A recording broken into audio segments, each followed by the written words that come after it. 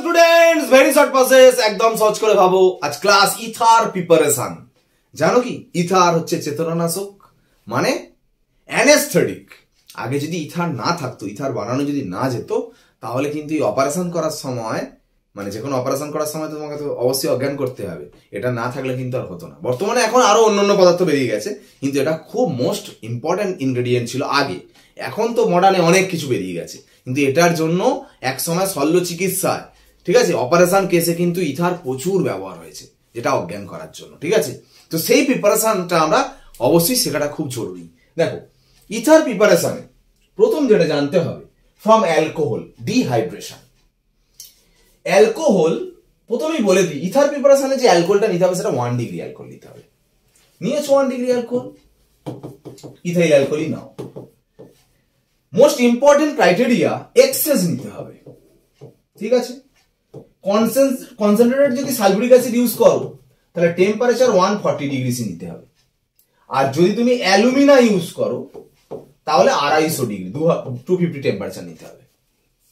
নিলে যেটা হবে ইন্টারমলিকিউলার ডিহাইড্রেশন।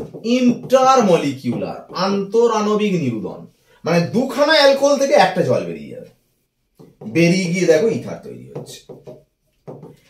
কেন ক্রাইটেরিয়া বললাম? তার কারণ যদি এটা এক্সেস না নাও, যদি টেম্পারেচার একটু বেশি থাকে, 140 জায়গায় যদি 170 ডিগ্রি সি থাকে, কি 250 জায়গায় যদি 350 ডিগ্রি সি থাকে, তখন কিন্তু এই জিনিসটা আর হবে না। তখন কি হবে? তখন ইন্টারমলিকুলার হবে না, তখন ইন্ট্রামলিকুলার হবে।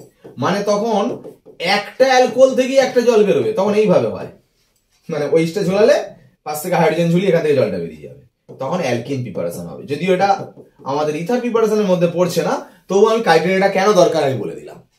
ঠিক আছে, অবশ্যই এক্সেস নিতে হবে, অবশ্যই টেম্পারেচার লো নিতে হবে। টেম্পারেচার হাই নিলে, এক্সেস না নিলে, তখন কিন্তু অ্যালকিন হয়ে যাবে, ইথার আর হবে না। বোঝা গেল? নেক্সট প্রিপারেশন আসছি আবার অ্যালকোহল থেকে, দেখো, কিন্তু উইথ ডায়াজোমিথেন। অ্যালকোহল নিয়ে তুমি যদি ডায়াজোমিথেন ইউজ করো, ডায়াজোমিথেনের ফর্মুলা হচ্ছে CH2N2। কি হয়? নাইট্রোজেন গ্যাস বাইরে বেরিয়ে চলে যায়, আর এই CH2টা এর সাথে অ্যাড হয়ে যাবে। কি তৈরি হবে? CH3 CH2O CH3, ether preparation. Third preparation from alkyl halide. তোমরা অ্যালকিল হ্যালাইড মানে ধরো CH3 CH2Br, দেখবে আমরা হ্যালো অ্যালকেনে যেটা ক্লাসে পড়িয়েছিলাম যে Ag2O নিয়েছিলাম আর ওয়াটার নিয়েছিলাম, যে মানে রিঅ্যাকশন করে তৈরি হচ্ছিল AgOH। ঠিক আছে, Ag প্লাস OH মাইনাসে ভাঙছিল, এটা স্ট্রং নিউক্লিওফাইল, মাইনাসটা এখানে অ্যাটাক করছিল, Br কে বের করে দিচ্ছিল, তৈরি হচ্ছিল অ্যালকোহল। তো তুমি ইথার প্রিপারেশন করছো, অ্যালকোহল কোথা থেকে এলো? এখানে Ag2O নেওয়া যাবে ইথার প্রিপারেশনে, কিন্তু জল নেওয়া যাবে না, মানে ড্রাই Ag2 ইউজ করতে হবে। এটা বলে দিলাম, যাহলে ভুল হবে। তুমি ভাববে হ্যালো অ্যালকেনে একরকম করালেন স্যার, Ag2O নেবে, জল ইউজ করা যাবে না, একদম ড্রাই নিতে হবে। নিলে ইথার হবে। কি করে ইথার হবে?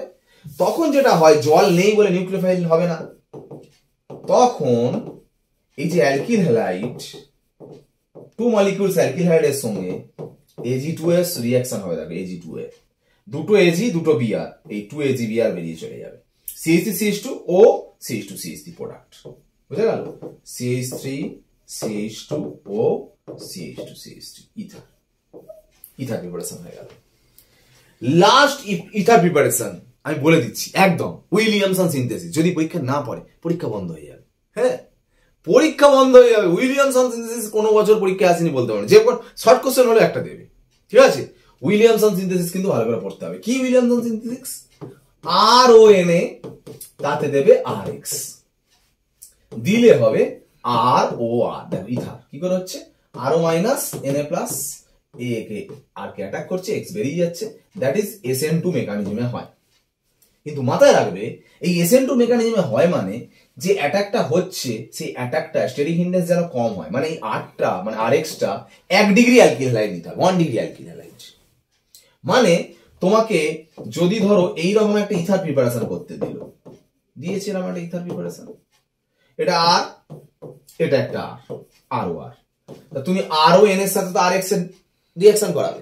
তা আরও এন এর সাথে যে আর এক্স এর রিয়াকশন করাবে, কোন আরও এন এটা নেবে?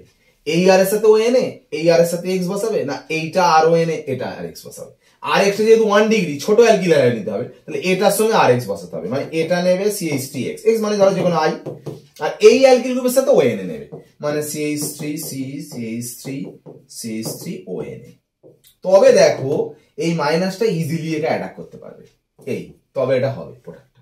কিন্তু উল্টোটা নিলে, এটা ও এন এ নিয়ে এটা আই নিলে, তখন অ্যাটাক যখন করবে এই তিনটে যে বড় গ্রুপ আছে দেখো সিকিউরিটি গার্ড, ওকে ঢুকতেই দেবে না, স্টেরিক হিন্ডেন্স প্রচুর হবে। বুঝতে পারছো কথাটা? এটা কিন্তু মাথায় রাখবে, ছোটটার সাথে আই বসাবে মানে এক্স, যে কোনো এক্স ফ্লুরিন বাদে, আর বড়টার সাথে ও এন এ নেবে, নিলে তবে হবে।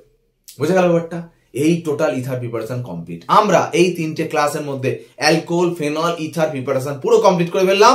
পরের দিনের ক্লাসে আমরা ফিরছি অ্যালকোহল, ফেনল, ইথারের রিয়াকশন নিয়ে ফিরবো। ক্লাসে ফোকাস রাখো। ক্লাস এখানে শেষ করলাম। ওকে, বাই।